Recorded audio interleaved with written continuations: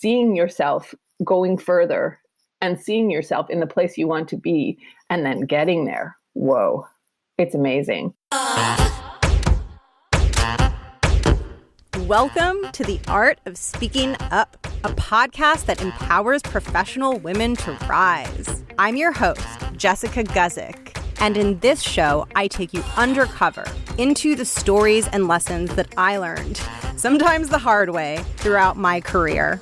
I also talk with working women, leaders, and coaches to show you that no matter what your struggle is, and no matter what your career goals are, you already have all the talent that you need to succeed.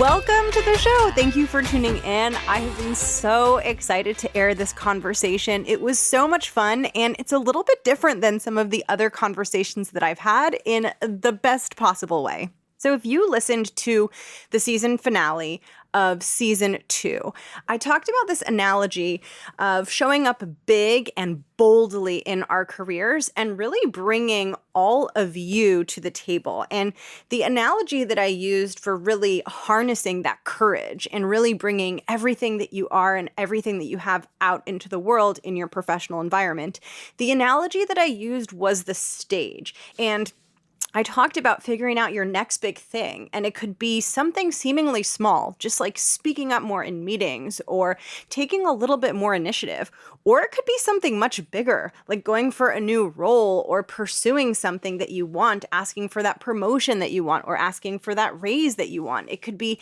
anything, but I really encouraged everyone listening to figure out what that stage is and to begin to harness their inner courage to step onto that stage. Because it's exactly the same in your career as it is when you're a performer stepping on that stage. There's lights and there's an audience, and in that moment where you have to put yourself out there and speak up or ask for the thing you want or go to the job interview, in that moment, it's as if you're stepping out onto the stage and the audience is watching and the lights are really bright and it feels really scary.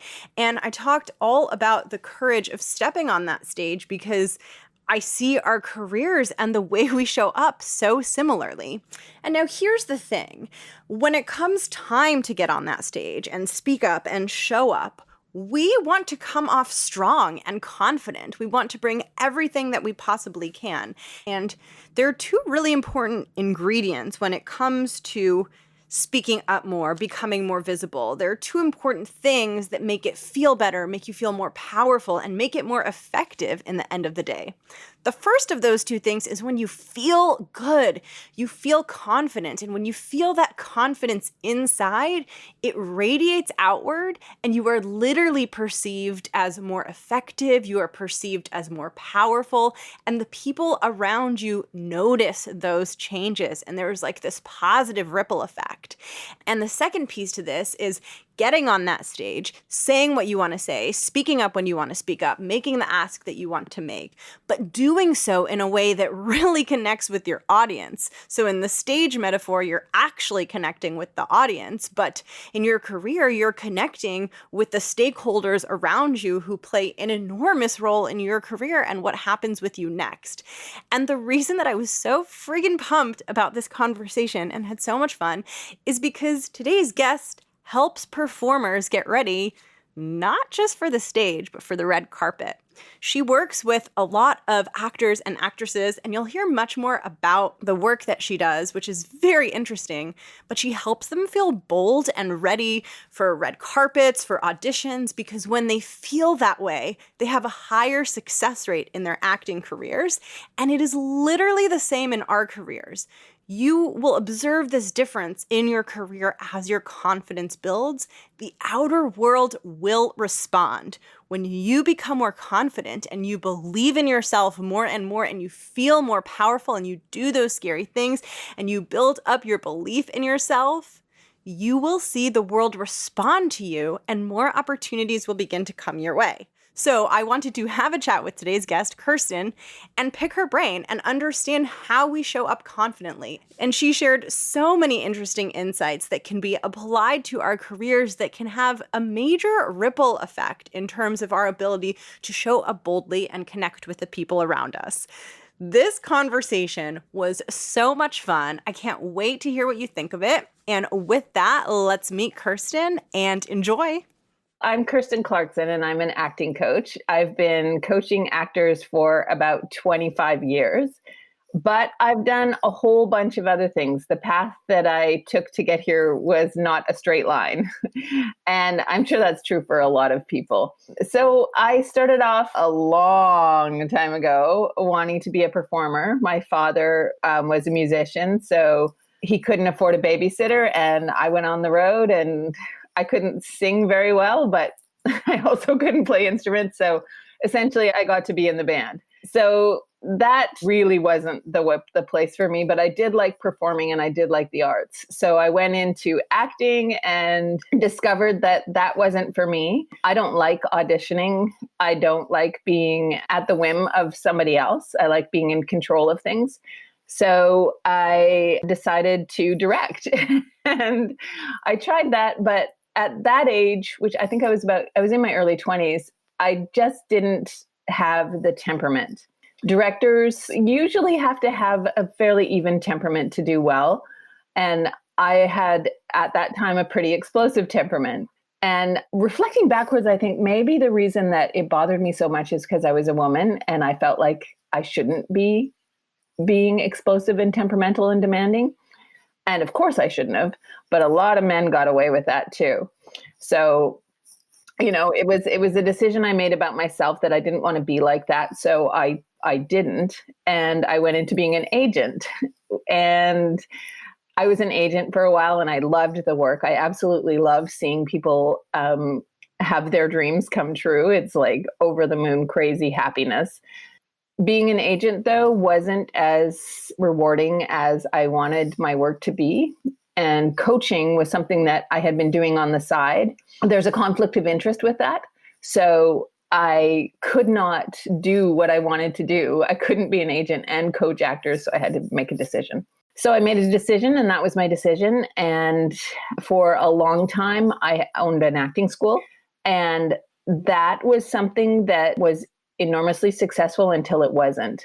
And then it was like a crashing, horrible experience where I lost everything due to outside forces, the economy, but also due to my own poor decisions of just building and building and building and not paying attention to the people I was getting involved with and making decisions based on fear rather than on what was the best decision to make at the time. So I lost everything and I started all over again. In the middle of losing everything, I found the man of my dreams and had a baby at 45. So that was kind of intense. It all happened at once. And I started coaching one-on-one, and that became enormously successful. And my clients have done very well. One of them his name's Caleb Worthy, and he's currently being touted for an Emmy for his work on The Act with Patricia Arquette and Joey King. And I'm very proud of all of my clients. They're phenomenal human beings. So that's the story. You have a very interesting story, and I'm really excited to see if we can draw intersections between your work and the focus of the show. I know the answer is going to be yes. I'm just excited to see what they are. Before we get deeper into the work that you do and confidence and presence and all of these really important themes, I want to ask you the question that I ask all of my guests, which related to the theme of the show, which is kind of personal, professional development. What is your thing that you're working on right now these days? It's a constant thing that I started working on when I lost my business. So 7 years ago, I started working on only telling the truth. And that was difficult because when you have to tell the truth about yourself to yourself, it can be heartbreaking. You can realize that, you've been fooling yourself, or speaking only for myself, I realized I'd been fooling myself about a lot of things about my life and who I thought I was and what I'm capable of and the people I associate with, things like that. So I had to do some big soul searching, and it was really difficult. And I continue to do that. I continue to look at my values and the things that are important to me and how I want to live my life. That's awesome. Well, I've been so excited to have this conversation because I've never really talked about it from this angle. But I think many women, especially ones who have ambitious career goals, are working on confidence. I think so many of us want to feel more confident than we feel. And that's a big area of focus on the show. I think for those of us who aren't in the acting world, myself and probably a lot of people who listen to the show, when I see an actor on the red carpet, and I know you help prep actors for the red carpet, or you just see them performing and doing their thing, everything in my brain assumes that they're confident. I'm like, this person gets up in front of people. Like the idea that they're not, or that they're terrified, or that they're nervous, like is quite a surprise to me. I would love to hear from you sort of what that struggle looks like when you're working with them and just your perspective on how often they're not feeling confident. So first of all, initially I break down the difference between confidence and arrogance, because being sure of yourself and being sure of your art form and your ability is very different than arrogance. And then I teach them that confidence helps you support those around you. If you feel like you can hold yourself up, then you can also hold others up. But if you don't, then you can't.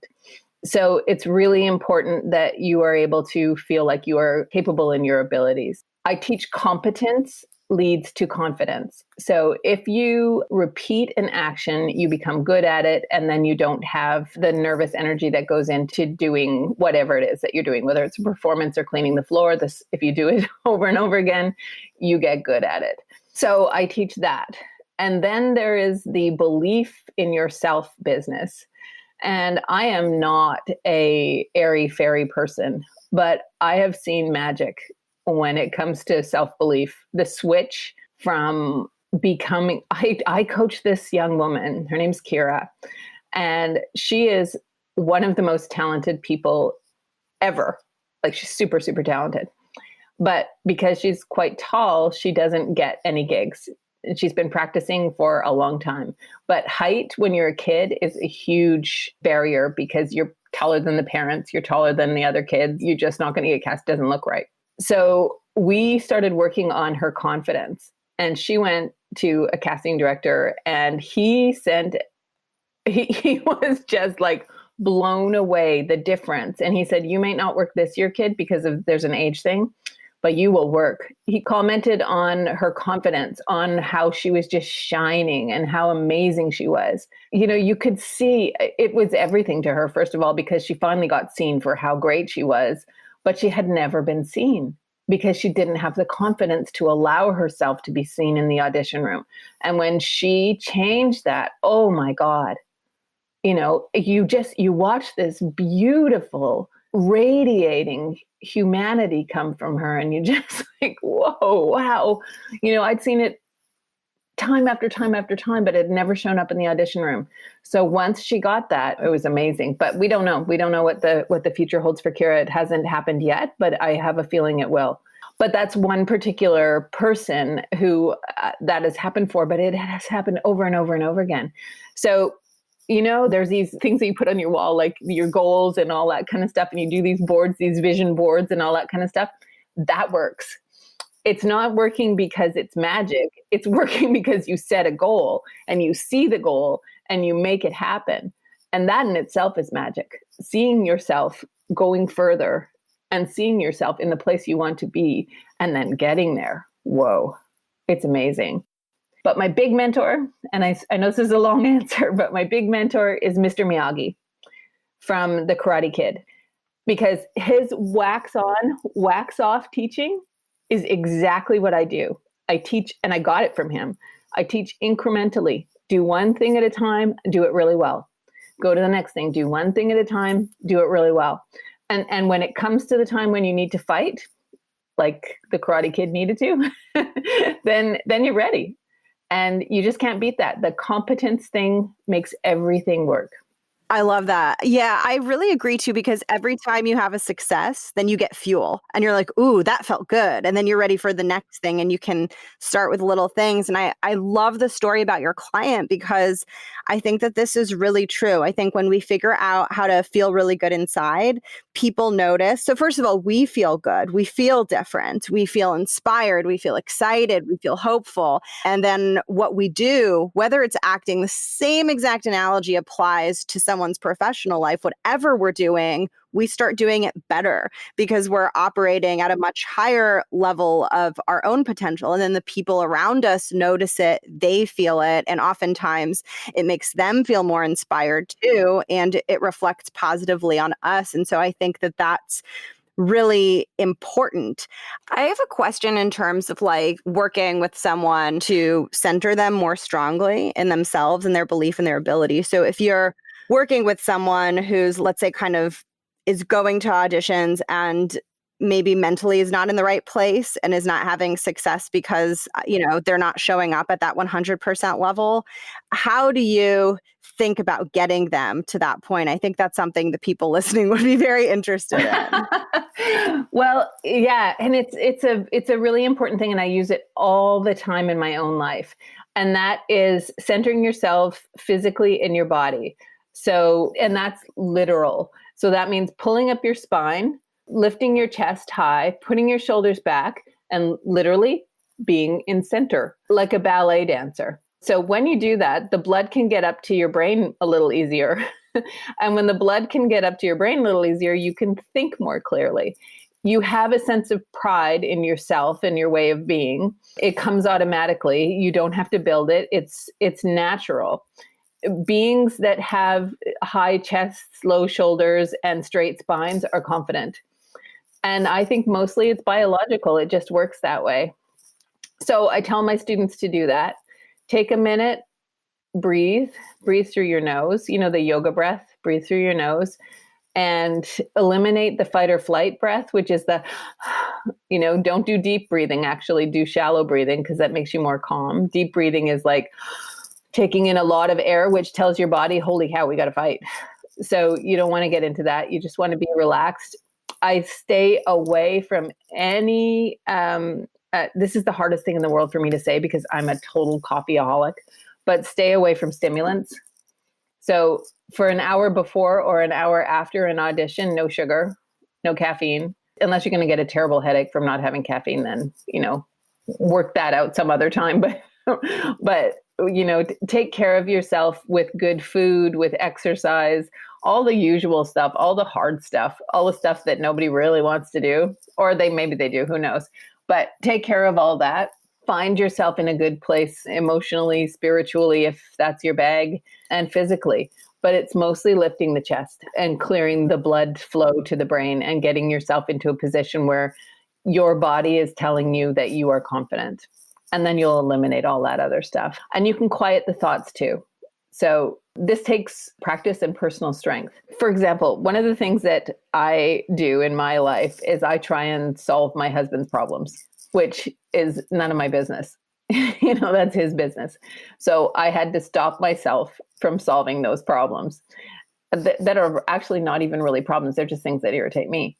So I have to let that go. So that means I have to take the key and put it in the lock and lock the door and walk away and never do that again. And every time those little things come up, you have to shut them down. You have to say, no, that's not my agenda today.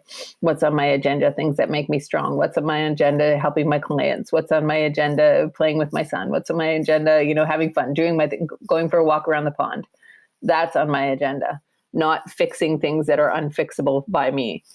And it's the same with you when you're going in for an audition or when you have a job interview or when you have any sort of thing that you cannot control, you shut that down.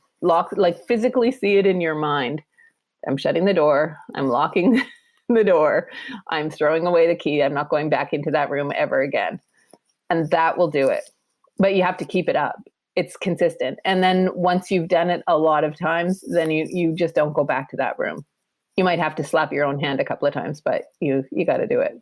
Yeah, I think that that's really, really powerful. Our thoughts can be not positive and not helpful and addictive too. Totally. Yeah, absolutely. You know what my mother-in-law says? She's a brilliant genius who nobody knows about because she didn't get famous, but she says, I just made myself stronger. You're just like, whoa, you just made yourself stronger. All right, I'll take that. I'll make myself stronger. She was a nurse in the 40s and she started a hospice when nobody was doing hospices, and the doctors were pissed off at her for taking money, hospital money, to start something that was just for dead people or dying people. And I said, what did you do? And she said, oh, I never let men who are so impressed by their own importance affect me. I was like, whoa, lady. Yeah, you are right on. And so, I take a lot from her. I make myself stronger. I don't let people impress me who are impressed by their own importance, and sort of put blinders on and go forward. It works. Yeah. I'm for what works. I think that that's really, really powerful. I think sometimes we become so used to just kind of going with our thoughts. And so, like, for example, if we're constantly focused on self-critical thoughts all of the time, we might even forget that it's there. And it's kind of like reversing the direction of a heavy truck. It's just been going in this direction for so long that to shut it down or even become aware that it's there in the first place, it can be a really big effort. And like, I think something that's really interesting about the work that you do is that acting is like a very personal thing. And so it's like, if you don't get a role, you kind of feel like you might feel rejected. You might feel bad about yourself. And I think a lot of us who do work that is much less personal, we still feel that sometimes. And then I think you combine that with being self-critical. It's not a formula for happiness. And I think that it is really important for us to step back and get some perspective on what's going on in our own heads, and also be gentle with ourselves when it's not easy to just change it all at once. But I think, like, I don't know, for me, it's just about being really gentle about the whole thing, and being like, okay, I'm not going to like solve this in 5 minutes. But let's not get mad about that either. Let's just slow everything down and see if we can find a starting point. Yeah. And also realize that other people's opinions are not, the word of God or even your own. So if one of the rejection thing you're talking about, actors, they are being rejected for the truth of their being. So they go in and they do a performance based on the truth of who they are and how they perceive the character and the role and the story. So when they get rejection, it's a real deal. They're getting rejected for who they are. And what I teach them is that person is rejecting you for the truth of your being. You are not. You don't have to worry about that person. Their opinion, even if you really like them, is just an opinion and not worth much. You can't, you have to just keep going. You have to keep going forward. You can't stay in the huge problem of rejection. It just sucks you in deeper and deeper and deeper. So you have to say, okay, that person didn't like the truth of my being. I'm on to the next thing, or how, if I'm consistent, if the truth of my being is consistently getting rejected, can I open up another door? Can I say, there's another truth to me? There's other than what I'm showing. Yeah, there is. There are a million. We're all so multifaceted and interesting. And so if this one initial part of you that you're showing to the world is getting rejected, show another part. You're not just one thing. Sometimes you're in an audition or even in a work experience and you realize that this is not flying. No one's really getting this. Okay, I have to redirect, and so you redirect, and no one needs to be so arrogant or so precious that they can't redirect.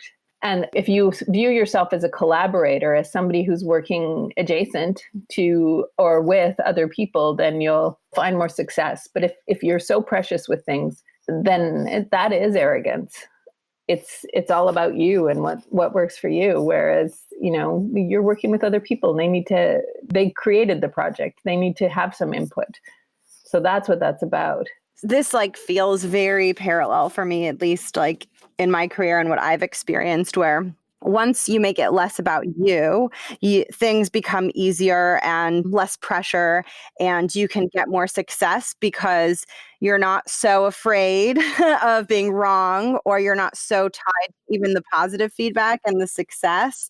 And you see yourself as just part of the greater mission. And you're like, okay, how do I accomplish the thing that we're trying to accomplish here? What is my role? And you're willing to pivot and take feedback. And so I think it is very similar in that way, where it's like you kind of rewrite the narrative that you have, that like, well, everything that happens and everything that I experience is just like a reflection of my self-worth. And like, I just want to do well and get positive feedback all the time, because then I'll feel good and then I'll know that I'm good enough. But really, like, that is such a one-dimensional and kind of uninteresting way of moving like through something. And it's much more that we're all creating this thing together, which is the same as like a professional or any kind of movie or entertainment production. We're all creating this thing together, and I get to be a part of it. And I'm doing it not just for me, but for the people around me and the project itself. And that's like actually one of the core definitions of leadership, and I think is really important. So it's fascinating that you're saying that,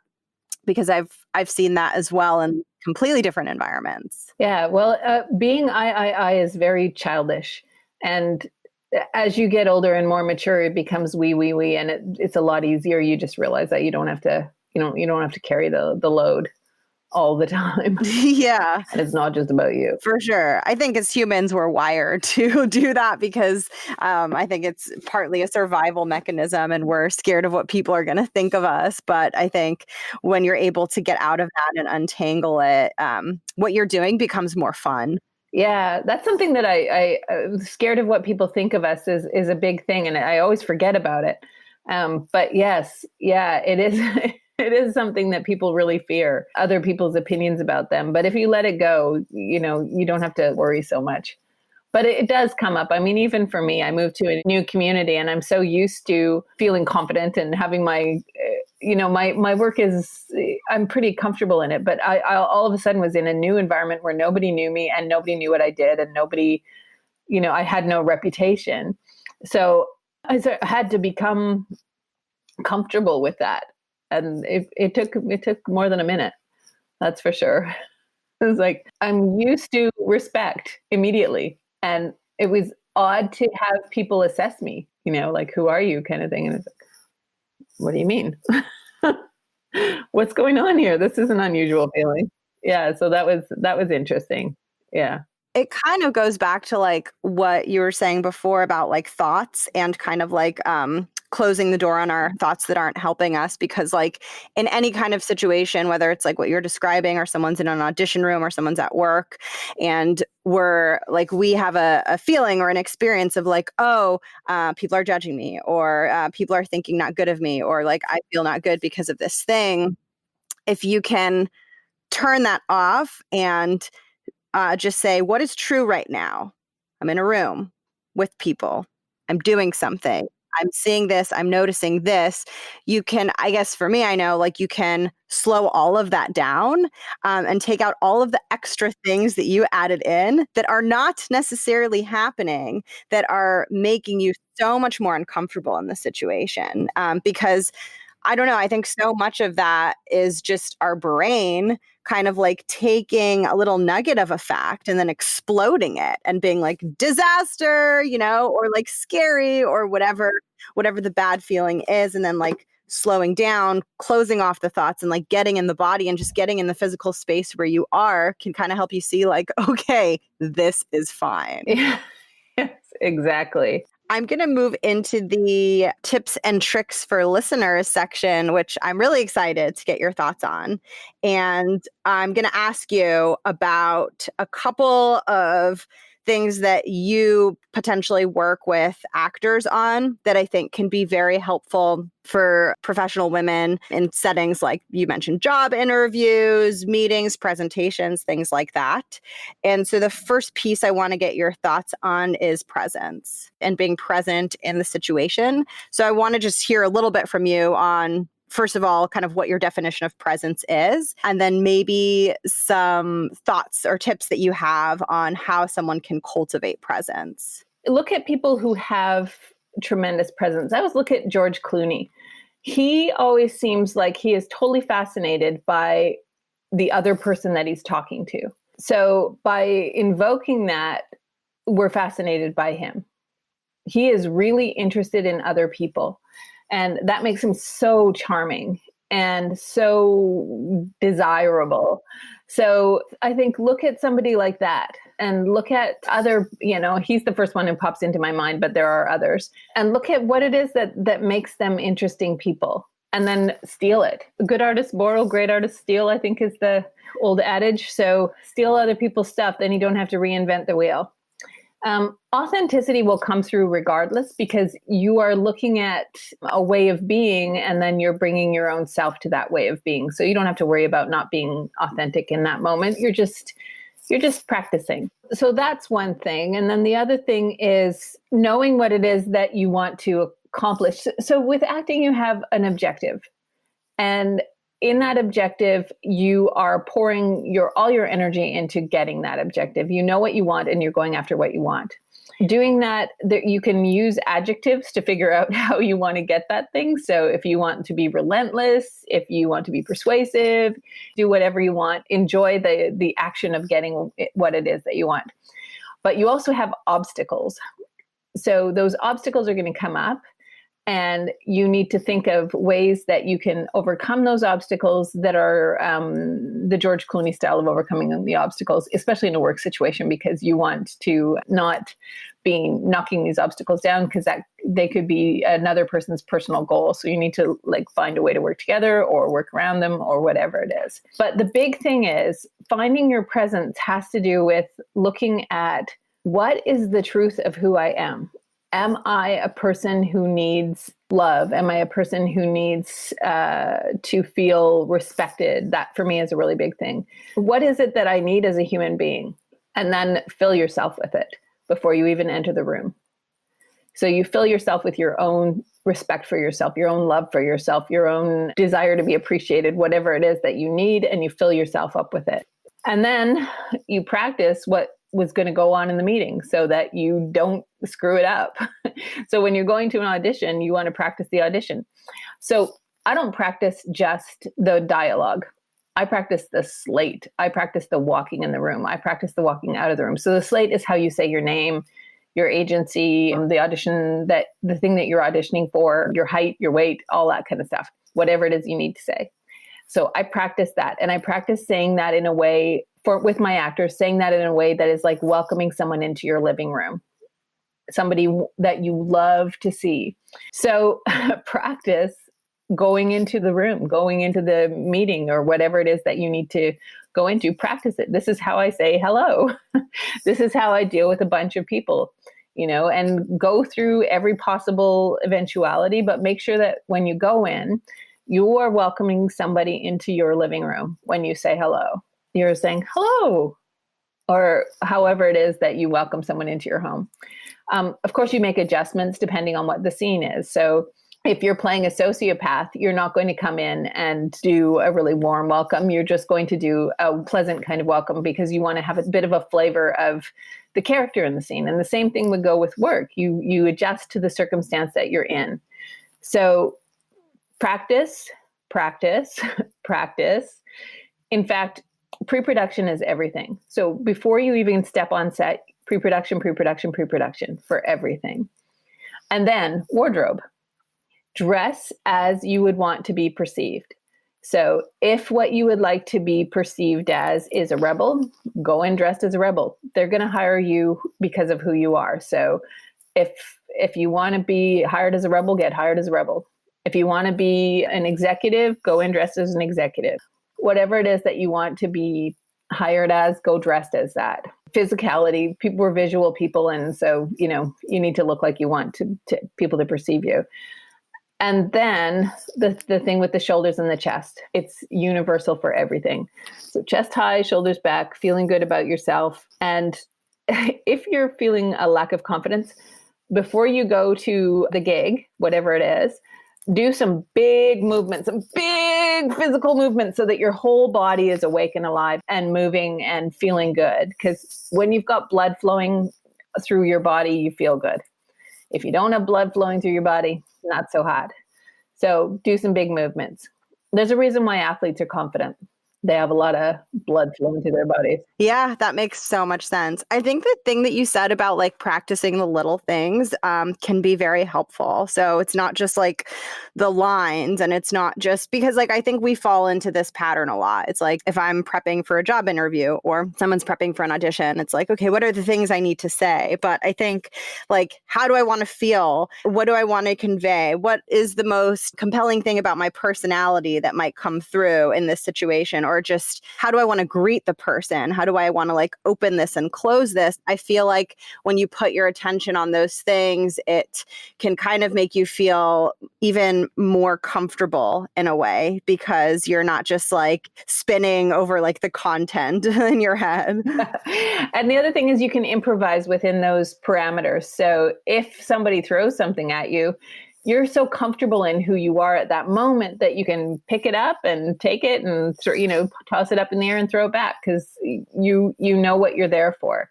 So it doesn't throw you as much. You don't get as like, they said, they wanted my character to have a Japanese accent, and I don't know a Japanese accent. So tell them, I don't know, but I can learn.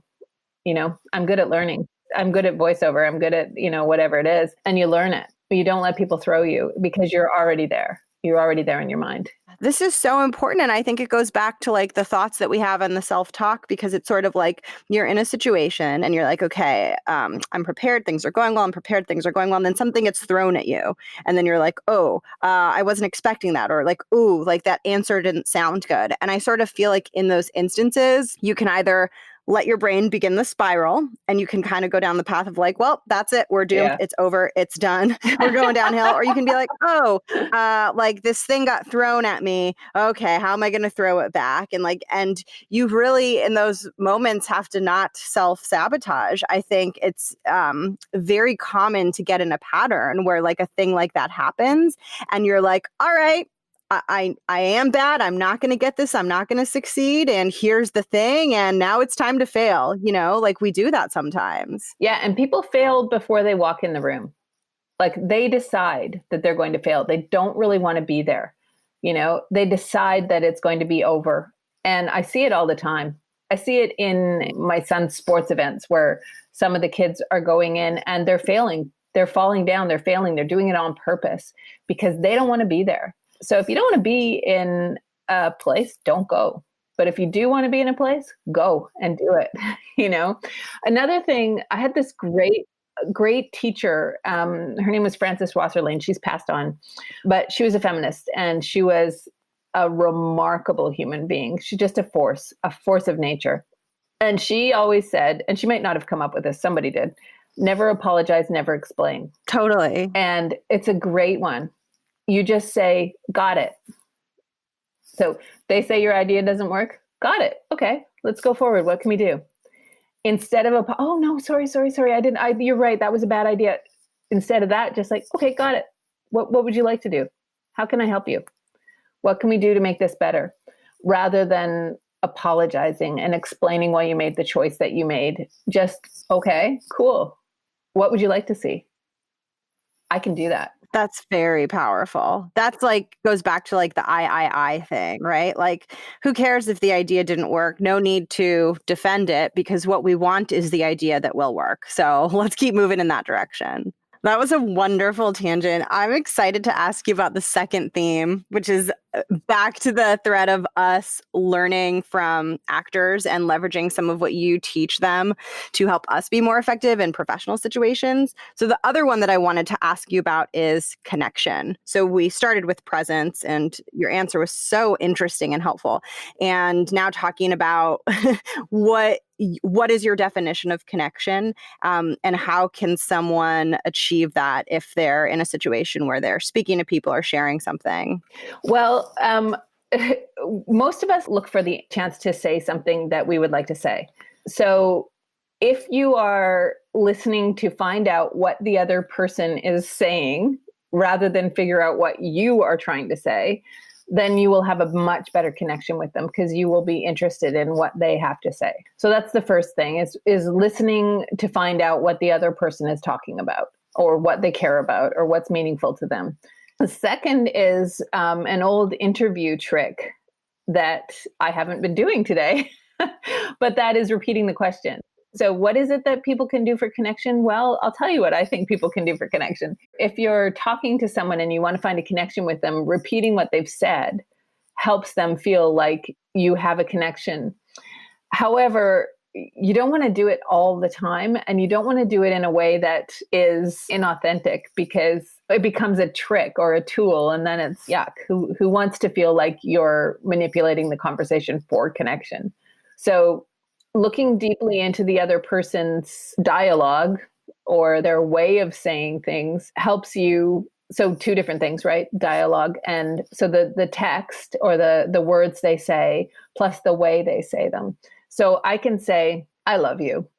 And there's congruity between the way I've said it and the words, but they can be incongruous. So I can say, I love you, and it's not congruous. So you pay attention to, I mean, it's not going to be that dramatic usually, but you can pay attention to what it is they're saying and how they're saying it.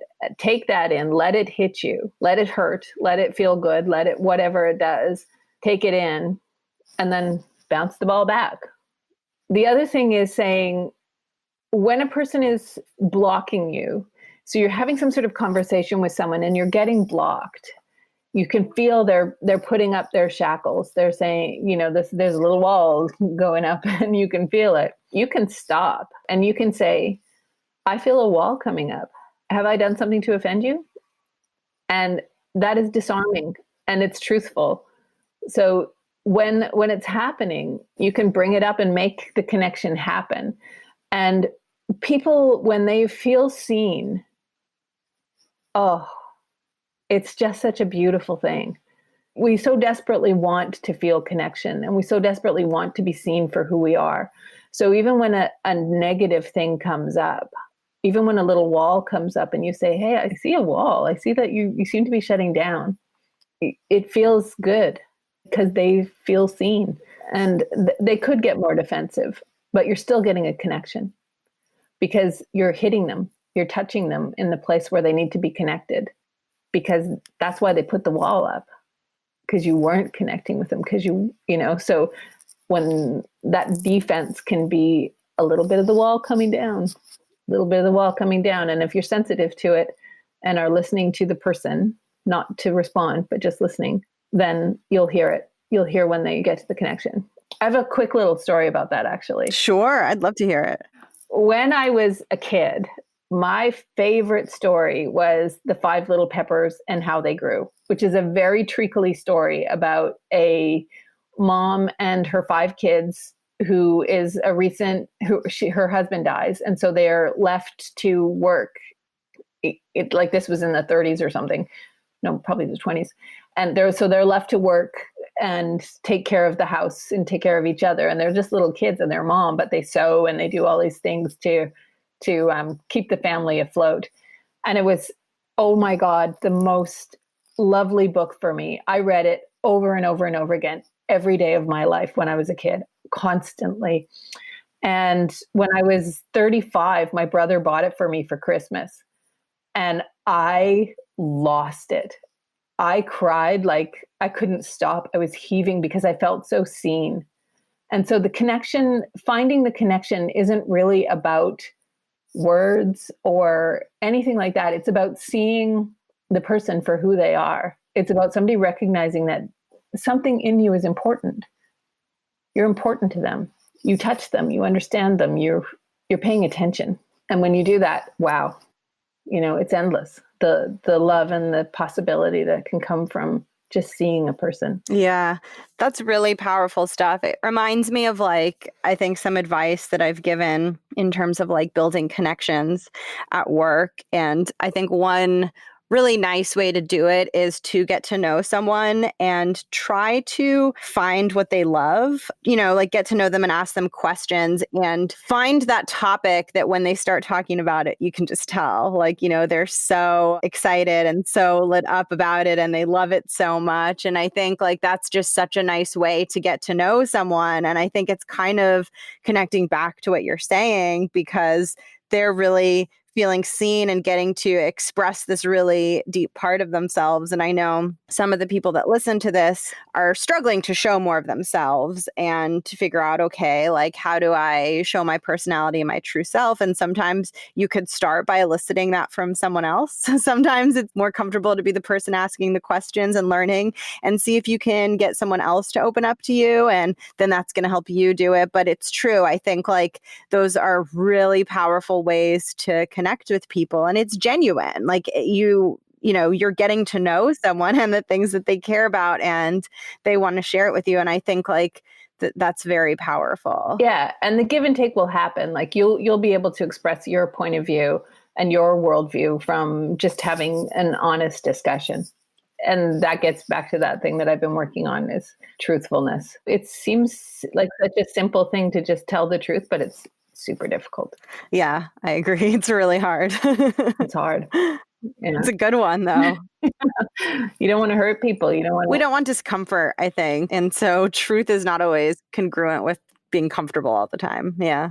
That was really fun. Your answers, they surprised me. I found them really helpful. So thank you for doing those. It's a pleasure. Before I ask you the closing questions, which are my favorite part, I'm going to ask you where people can find you, and just to talk a little bit about the work you do in case there's anyone listening who's interested. Well, my name, KirstenClarkson.com, is where you can find me. You can email me at kc@KirstenClarkson.com. And I am not really taking clients right now. I'm creating a new way to teach. So I will be taking clients soon through that new way to teach, and that's screenactingschool.com. But it's not up yet. So soon it will be, but not quite yet. Oh, that's so exciting. And now I get to ask you the closing questions. The first is about the title of the show, which is The Art of Speaking Up. And I love to ask every guest what speaking up means to them and why it's important to them. The truth shall set you free. But if you don't speak it, no one will know it, including yourself. Things get buried deep when they're not said. So I think it's extremely important, but more so, I absolutely adore the art of speaking up. The title is so important because speaking up is not the entire business. If you speak up in a way that is offensive or cannot be heard, doesn't have the audience or the people who are listening in mind, then you might as well be speaking into a vacuum, because it doesn't matter. People can't hear you. You need to be artful about it. And being artful means taking your time to consider the way in which you speak and the people that you're speaking to. I absolutely love the name of your show, and that is the reason why I picked it. You know what we were talking about when we were talking about connection and about paying attention and listening to people. And that is an art. It's an art form. So I think it's extremely important. So much of us want to be heard, but we don't think about what that means to the listener. And super, super important. Those are my thoughts on that. Yes, I like that. Oh, thank you. Yeah, I feel like it truly is an art, whether you're thinking about what you want to say and how you want to say it and why you want to say it, but also building the courage to say it can sometimes be an art in and of itself. And so it's so complicated. And yeah, I think we're on the same wavelength for sure. For the final question, basically, I give you the floor to just share a message with listeners. And the context for that is that I started this show because in my early career, I went through a period where I was very overwhelmed. I was really struggling with my confidence, and I was very alone during that period. I didn't have mentors, and I kind of needed some help. And so I give this last space for anything that you might want to share, whether it's speaking to someone who might be going through something difficult or just making someone feel empowered, whatever is on your heart that you would want to share with someone who's listening. I'm happy to. The thing that we talked about earlier was about what I'm personally working on now, and that is being truthful. So what happened to create that circumstance was multifaceted, but it starts with my mom dying. And when she died, I realized that I was happy. It was a really difficult relationship. She didn't value me, and I lied to myself about that for a long time. She had pictures of my siblings, pictures of other people's families, nothing of me in her house. I was persona non grata for some reason. And I decided that I would not lie anymore about relationships and people in my life. Then I lied. I became frightened that I was going to lose my business, even though I knew that this person that I was going into business with would be harmful in a way that I didn't quite know yet. I knew he would change the way I did business, but I needed someone to save me. And instead of standing up for myself and doing the right thing and making the hard decisions, I took money. And that was the wrong thing to do. It changed things for a lot of people. It changed things for me. And I ended up losing my business because of a contractual contract thing that he put into the contract. I don't even know how to talk about it. But anyway, I lost my business entirely. And that was because I lied. I lied to myself, even after I had realized that the truth was really important. It was a pivotal moment in my life.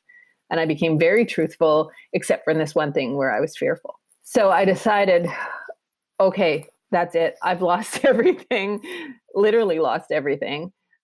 I have to tell the truth. And I started telling the truth. I started saying, like, I've lost my business, which was something that I would have been too afraid to say before. I would have said, oh, well, I decided to sell. You know, that wasn't the case. I lost my business. I made mistakes. And what happened from that is I decided to only associate with people that I respected. And I decided to stay in control of my life and not give control away from myself, only work with people who were as honest as I am, and do what I love and make no compromise in that respect.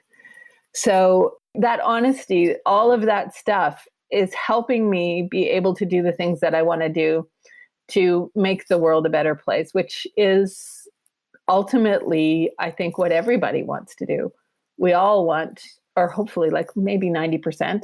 Losing everything made me honest, and that's the big thing. Thank you so much, Kirsten. Thank you. This was lovely. Thank you for tuning in to today's episode. I'm so glad that you made it here. I hope that you enjoyed this conversation. Let me know what you think. You can find me, as always, on Instagram. My handle is The Art of Speaking Up. And I hope things are going well. If you're loving the show, it would mean a lot to me if you could leave a rating in the iTunes Apple Podcasts app or wherever you listen. It helps people find the show, and it's just really cool for me to know that you're resonating with the messages of the show. It means a lot to me when I know that, and it gives me fuel, crazy fuel, like a lot of fuel, to keep going. So that's the episode for today. I hope that all is well in your career and in your life, and I'll catch you in the next one. Bye.